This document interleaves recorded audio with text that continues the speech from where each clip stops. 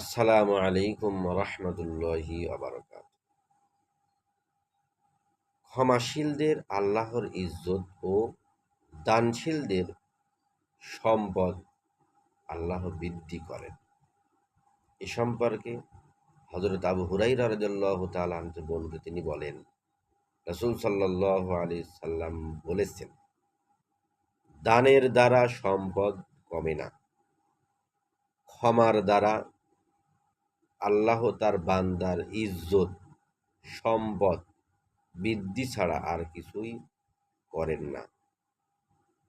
আর যে ব্যক্তি একমাত্র আল্লাহর সন্তুষ্টির উদ্দেশ্যে বিনয়ী নম্রতা নীতি অবলম্বন করে, আল্লাহ রাব্বুল আলামিন তার মর্যাদা, সম্মান, ইজ্জত বাড়িয়ে দেন।